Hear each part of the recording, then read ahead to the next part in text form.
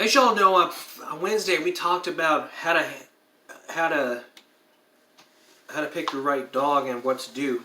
I want to go into some like other points that I didn't make. Like you need to do your homework. You gotta ask some tough questions and listen carefully if the breeder is interviewing you. That's one of the things I forgot to talk about, and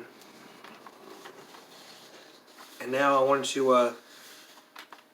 And later in this broadcast, we're going to look the latest on the murder of the two New Hampshire girls that were in the news. But first, I want to get into the topic that I told you about that we're going to do on Friday.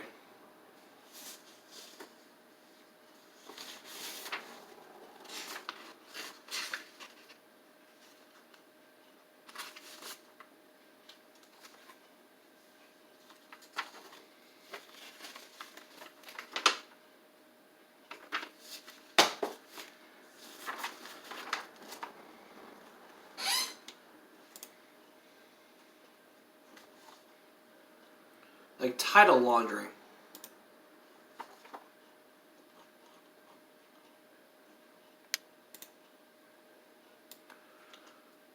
It's lack of vehicle documentation. It's a lack of goes to folks. It just means like title laundering, like this Dayline report that I saw. It really talks about title laundering. I mean, cars put back on the road and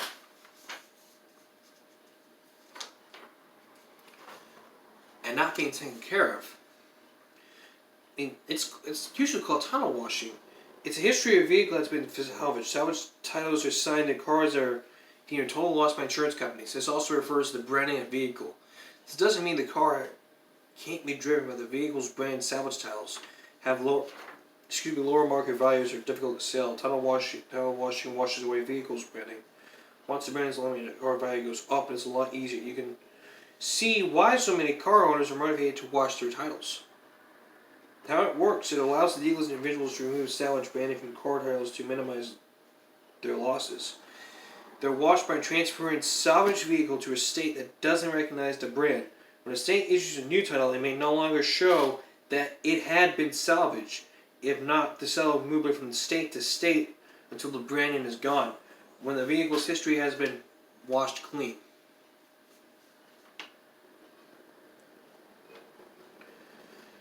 Tunnel washing is like a dirty trick, but consumers can do an auto check or Carfax VIN check which track a vehicle's history, even it's moved to another state.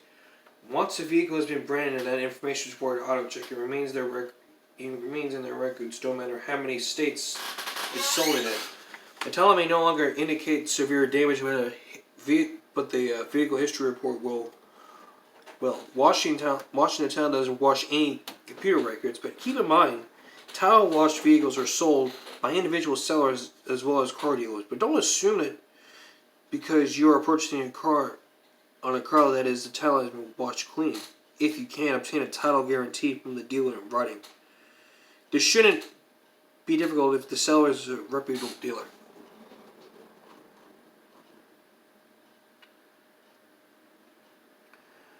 Also, if you suspect a local culinary committing fraud by knowingly selling a flood car or a salvaged vehicle in a good condition used car, you can contact your insurance company and local law enforcement agency, National Insurance Crime Bureau, or at 800 tell at NICB. Also, write down the. You can also some other tips for you. Write down the. Write down the thing on the side of the car or top of the car. Take it to your titles. Like it'll cost you like $12 for this kind of stuff.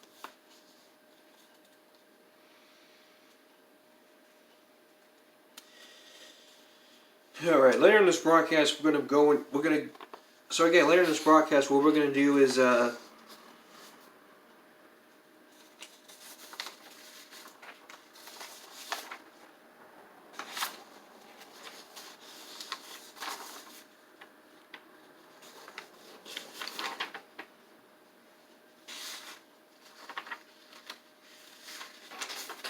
we're going to look into the murders of the people living in New Hampshire. But first, when we come back here, it's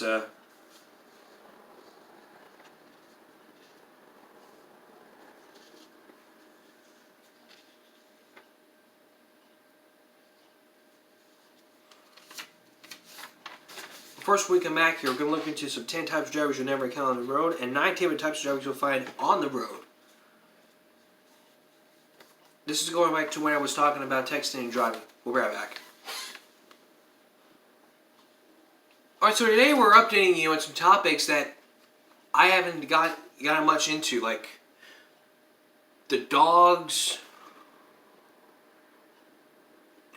the dog thing we did, and the other things I forgot to get into. Some of them you may not have heard before. I want to get, so now, I think I may have talked about this before, but now I'm going to talk about it again. The 10 types of drivers you'll encounter on the road, and the 9 types of drivers you'll find on the road.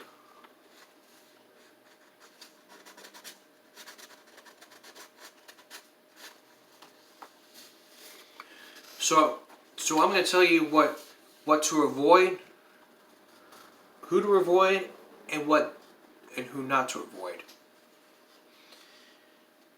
This one you definitely want to stay away from is the road rager. They're constantly in a hurry, do all kinds of illegal things past you and other drivers, and in the same stoplight. That's the road rager. The kind driver, that's the one you don't want to avoid. It's like the kind, like, just what some say, there are such things as being too nice. The pop star is like car dancing, air guitaring, or fox drumming away. You witness that these drivers are such a threat as someone to keep your eyes open on the road. Recommend enjoying the view. They're pretty fun to watch. The speed demon, avoid that because they can just crash into your car, crash your car. You just might be safer jumping out of the car and continuing to drive. I wouldn't recommend just jumping out of the car. You could really get hurt. You need to avoid the multitasker and the car habiter.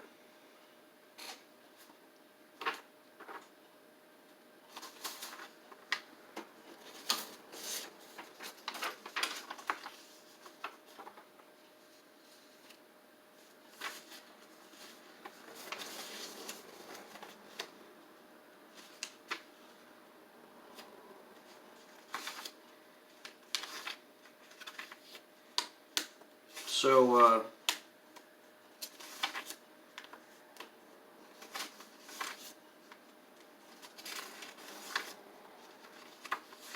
I would definitely avoid some of these drivers that I talked about.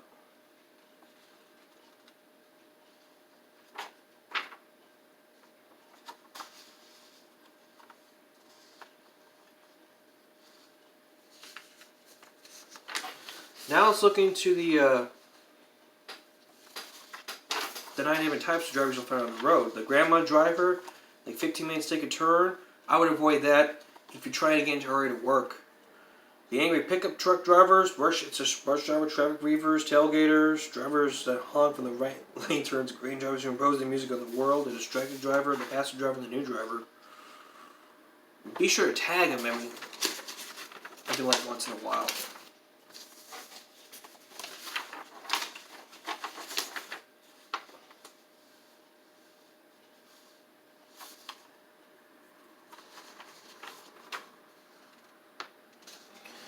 And so there's drivers like texting or something.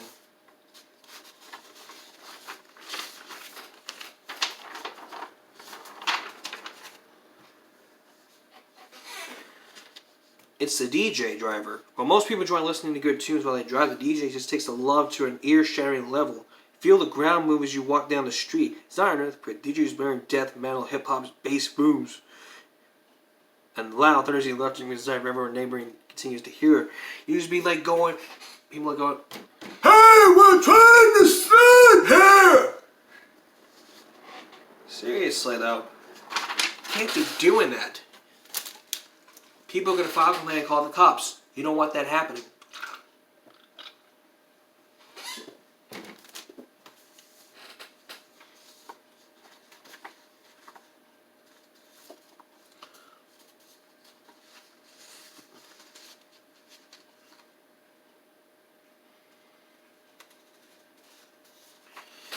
Alright, coming up here, we're gonna look in. We talked about the Texas laws that's been happening before. I think you may not have heard me because I was talking fast trying to get through the show, but now you're gonna be hearing it again. We'll be right back.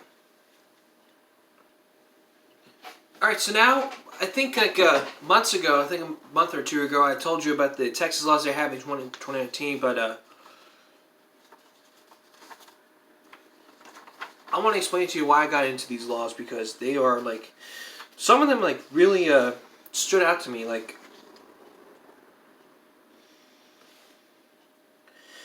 lemonade stands. Like in the past, it was illegal to open a lemonade stand without a permit. But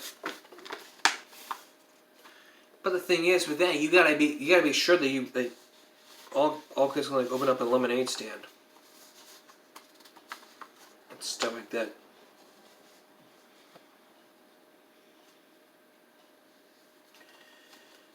Free speech, like to engage expressive activities, outdoor common spaces for like free speech on campus, but some schools do not allow foul language because they won't try and teach people respect.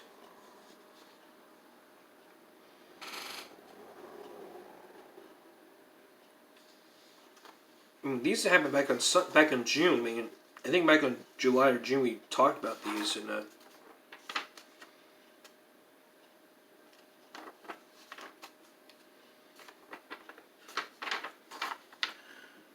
like you don't have an excuse. No one does. Some people have got excuses after excuses after excuses. I mean,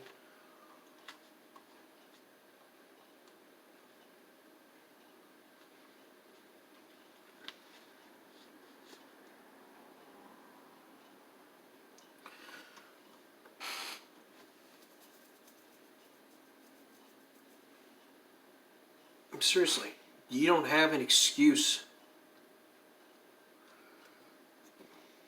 to be doing stuff like this.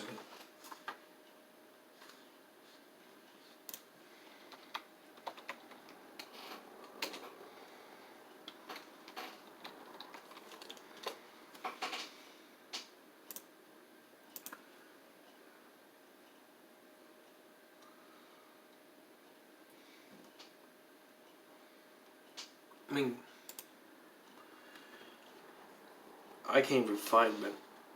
I think these laws are like really good, but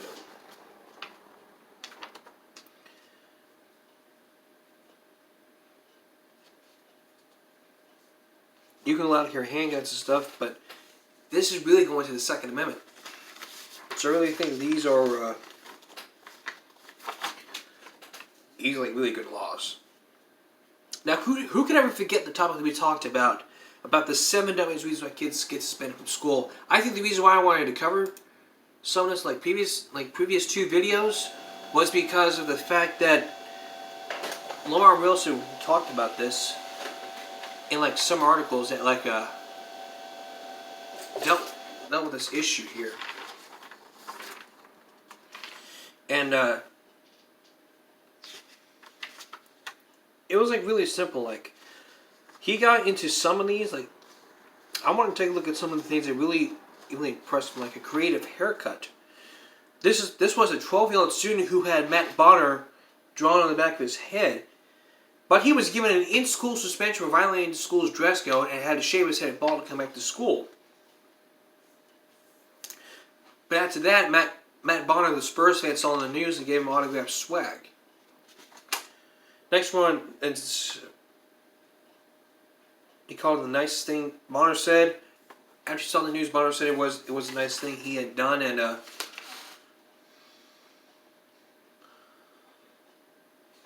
gave the fans swag and stuff like that. All right.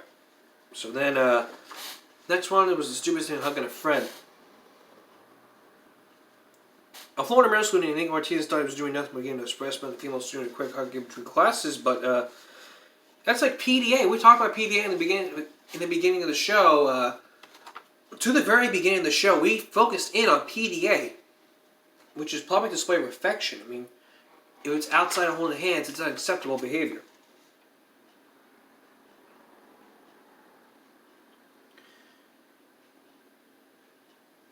he's a leukemia survivor. He grew hair for charity. I mean, a crucial comment that away from the Lux Levels for Charity can give an alien cancer patient who has gone bald to train a friend's sister who has been diagnosed with cancer. He decided to go with the teenage ponytail. It requires like locks to love donation. Like, by his school for violating dress code. But Joe Ashland said, "I am all abiding by dress code when it all makes sense. But when a 17-year-old with giant heart gets busted for going on this hair with charity, I call it BS." So that really stunned me for going hair with charity. That's also really not reason. Alright, so this next one like really stunned me. This was a 6-year-old boy who sang a song, like who sang a song from LMFAO's "I'm Sexy and I Know It." Amanda from Leonard Slow from HLN TV said it's so catchy even a 6-year-old boy can pick it up. He started singing the tune, which includes lyrics like "Girl, look at that body, ah, girl, look at that body, ah, girl, look at that body." Ah. And then, to a classmate at school lunch one, he was probably suspended for sexual harassment when the lyrics are inappropriate for the boy to be singing. It's hard to blame him for being familiar with the track. It's also featured excessively repeated in Eminem's commercial. And parodied by Elmo on Sesame Street.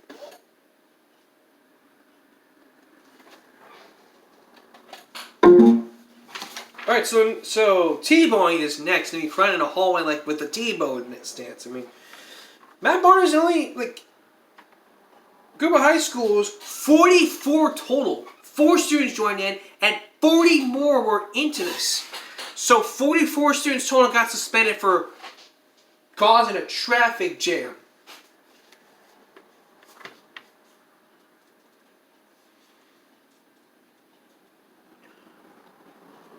But Sportnister Blogitude says, "I don't know what's crazier, that people are so obsessed with Steve Warren or the fact that these kids got suspended for doing it."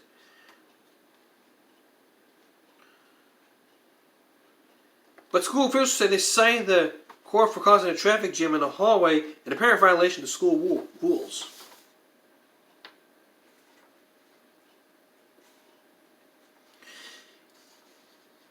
And this one got my attention from 2 things. This one and from 2020. This 9-year-old nigga started in North Carolina. He was also suspended for sexual harassment.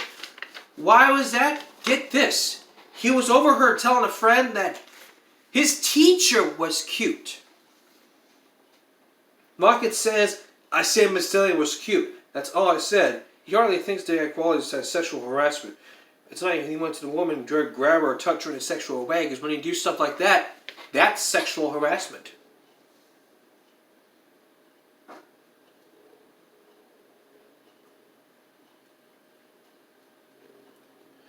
And this one, like, shiver, like, suspended for holding a fucking door? What's gonna be next? Suspended for holding someone's backpack? Son of a bitch. He's been given a 1-day suspension for holding the exterior door open. Like, seriously, security system is effective. I mean, what kind of a school is this where you, like, have someone hold a door for them? Alright, next, something that caught my attention. Next week, an officer is going to be... An officer goes on trial for posing as a CPS worker. We'll give you details. We'll give you details after the break. Alright, this really got my attention. This officer is going to go on trial on Wednesday the 13th of November, who was accused of posing as a child protective service worker. So let's read what it says. The former Texas police officer accused of impersonating a child protective service worker is going on trial on Wednesday. What happened this morning was Nomar DeLeon appeared before Judge Sandra Walls in the 17th Court District. She set a hearing for Wednesday, November 13th. She's facing 2 counts of impersonating a public servant and 2 counts of official oppression. Police say that back on November 29, 2018, DeLeon asked 2 officers to meet her in an apartment on the 5600 block of Carroll Lane to help her with a welfare check on a child. They also say she convinced the child's father to let her into his apartment, and once inside, she found and walked the child and used her personal cell phone to put the girl on FaceTime with the child's grandmother. The father later learned Delaney was not a CPS worker, but was actually dating the child's uncle. Officer Tommy Caballero, he retired from the Corpus Christi Police Department in February. In July, Caballero was sentenced to 10 years in prison for abusing his wife over a period of 17 years. Delaney was arrested for February 17th. Resigned from the Corpus Christi Police Department after March after 10 years in the department. Back in September, Delaney was charged with additional count of impersonating a public servant after New Essex County after the NCDA office found additional evidence. According to police records, Delaney mistakenly stopped by a home on the 5300 block in Novato Street and questioned a couple on the night of November 29th. Before being directed to the apartment complex in Carolina. She was charged inappropriately representing herself as a public servant while attempting to conduct a welfare check. That is fraud. You can't be doing this. That is just wrong.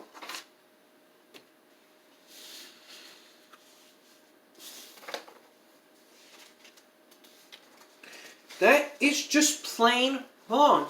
You don't ever impersonate people. Like I said before, you cannot be impersonating people. It's just not right here. Who could forget about movie theater etiquette? I talked about this back in June when I started this segment when I started watching Aladdin, a kid did not have couldn't even sit still.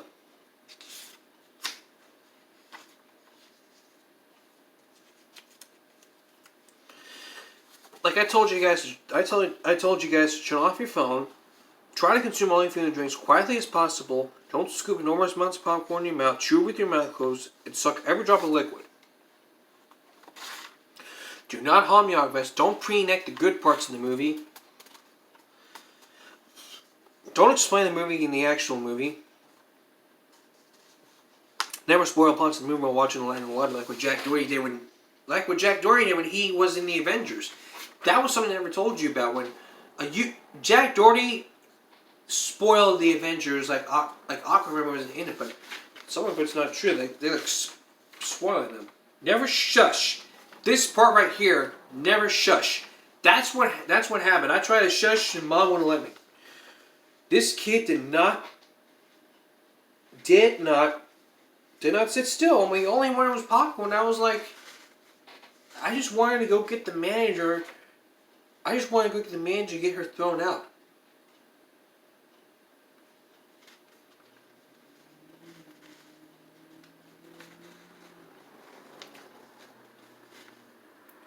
Don't treat movie theaters like hands-off daycare. Don't hook up, and don't groom yourself. Clean up after yourself. Don't be like sitting there waiting for the janitor to pick it up. Don't be just throwing your soda and then waiting for the janitor to pick it up. Don't clap for moments. Please, don't clap. Just clap like after the movie ends, like we talked about this before. And don't absolutely go nuts laughing. Jeez, I mean, you're gonna think all of this. It's just.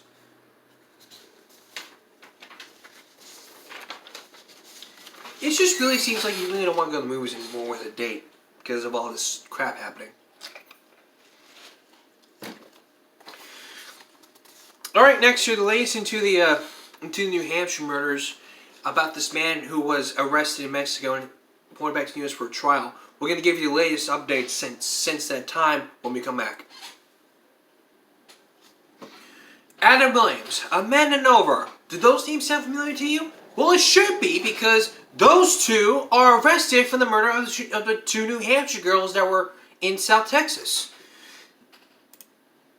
They make their first court appearances. I mean, they both face charges for felony, theft in connection with the deaths of James and Michelle Butler.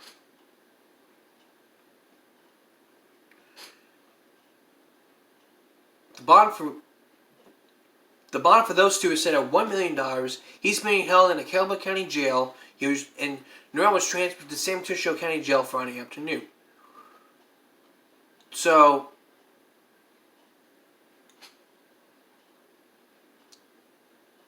And on Wednesday, they confirmed to the press that the Wynn's been arrested by authorities in Jalisco, Mexico, and he would be extracted to Kennebec County. I mean, they got what they deserved. I mean, you can't be doing this to somebody. I mean, you're up for no one. This is going back. This case is going back to the O.J. Simpson case. I don't want to bring out to this because I don't want to tolerate racism here. But when you look at something like this, you just don't want to bring race into this. I mean, I don't want to be accused of racism. I mean, this is something not to laugh at. I mean,